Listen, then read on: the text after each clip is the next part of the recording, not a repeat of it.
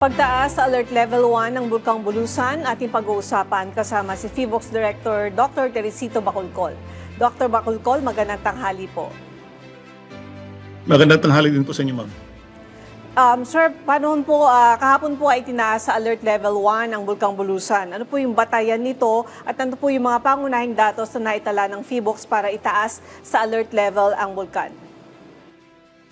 Okay, so itinaas natin ang Alert Level 1. To Alert Level 1 ang Bulusan Volcano dahil may malinaw na pagtaas ng activity. So mula March 15, nakapagtala tayo ng 475 volcanic earthquakes. May ground inflation din tayo at may sulfur dioxide emission na nasa 91 tons per day noong March 18. So iyan ang mga datos na nagpapakita na right now hindi na normal ang kondisyon ng bulkan. Kaya tinaas natin ito from Alert Level 0 to Alert Level 1. Okay. Sir, sa dami po na naitalang pagyanig, ito pong 470 plus, masabi po ba natin may posibilidad na ito ay magtuloy sa isang phreatic o mas malakas sa pagsabog? Ano po yung mga senyales na binabantayan natin sa ngayon? Okay, so may the possibility na magkakaroon ng phreatic eruption is always there, even at Alert Level 0. But kung kailan ito mangyari, hindi natin masasabi or kung gaano ito kalakas. Sa ngayon, ang activity ay mas tugma sa shallow hydrothermal activity. Ibig sabihin, may mainit na tubig at singaw sa ilalim ng bulkan na nag-iipon ng pressure. So, binabantayan natin kung dadami at lalakas ang lindol, mag-intensify yung surface deformation na nakikita natin, magbabago ang gas emission at kung may visible changes sa crater ng bulkan, dahil yan ang mga sinyales ng posibleng paglala. Sir, doon po sa nabanggit ninyo na surface deformation ng bulkan, ano pong ibig sabihin nito sa ilalim ng lupa? Ano pong indikasyon na ang pinapakita nito? Ang surface deformation na nakita natin sa Bulusan volcano ay inflation o ito yung pamamaga, particular sa western at saka sa southeastern flanks ng bulkan. Ibig sabihin may naipong pressure sa ilalim kaya bahagyang umuumbok ang bahagi dito ng edifice. So yung inflation ay indicative yan na may persang nagtutulak pataas mula sa mababaw na bahagi ng bulkan. Kaya again, malinaw na hindi normal ang kondisyon sa ilalim ng bulkan. But hindi ito automatic na sasabog agad. Pero mahalagang parameter ito na kailangan nating bantayang mabuti ang bulkan. Okay. Sir, dito naman po sa epekto ng sulfur dioxide emission, gaano po kalaki ang epekto nito at paano po ito nakakatulong sa pagtukoy kung gaano kaaktibo ang bulkan?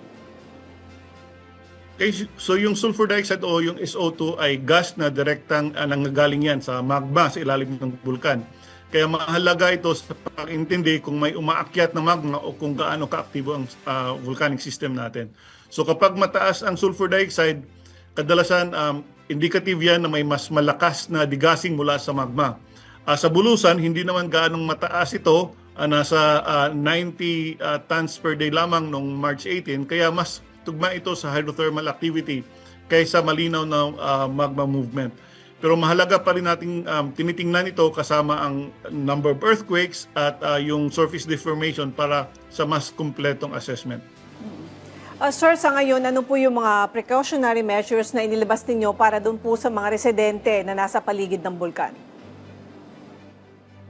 Okay, so ang pangunahing hakbang ay mahigpit na bawal ang pagpasok sa 4-kilometer permanent danger zone. Pinapayuhan din natin ang mga residente living around Bulusan Volcano na mag-ingat sa southeastern sector. May extended danger zone tayo, which is 2 kilometers.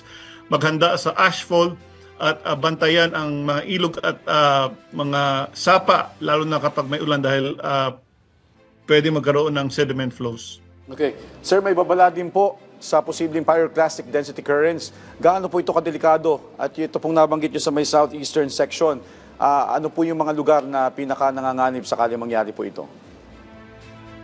Okay, so yung PDC o yung pyroclastic density current, this is a fast-moving mixture of hot volcanic gases, ash and rock fragments na bumababa sa dalisdis ng bulkan at very high speeds. Minsan umaabot ito ng hundreds of kilometers per hour.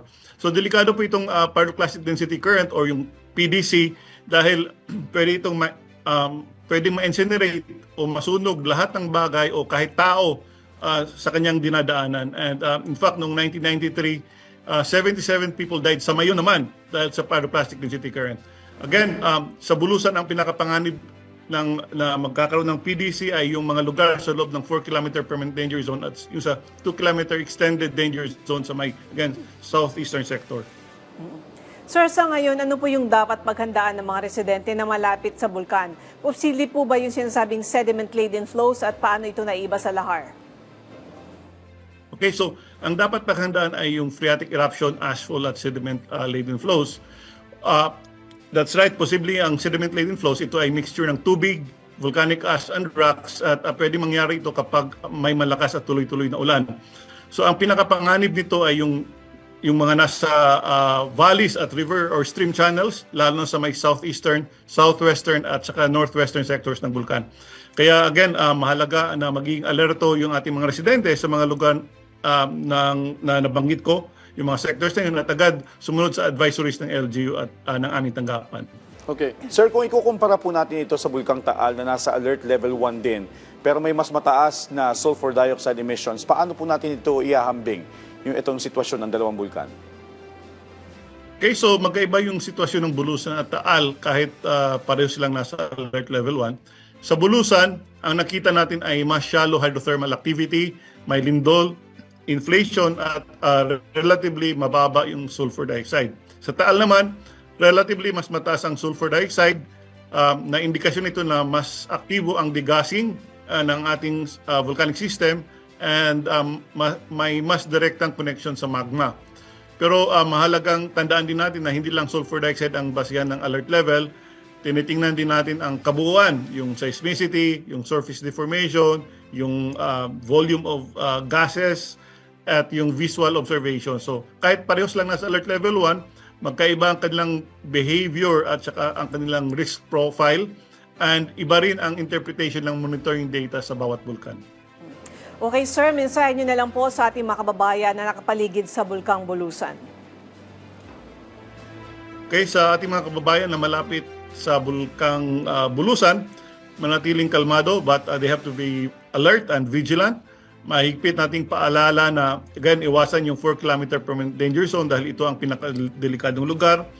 Sundin ang advisories ng aming tanggapan at ang kanilang mga LGU at maging handa sa posibleng phreatic eruption, ashfall at sediment-laden flows, lalo na kapag may mas malakas na ulan. Again, importante rin protektahan ang ating kalusugan, lalo na yung mga bata, matanda at may sakit sa pamamagitan ng paggamit ng mask kung may ashfall. At again, as I mentioned, makinig lamang sa official advisories ng aming tanggapan at ng kanilang mga LGU. Mandato, maraming salamat po sa inyong oras at update, PHIVOLCS Director Dr. Teresito Bacolcol.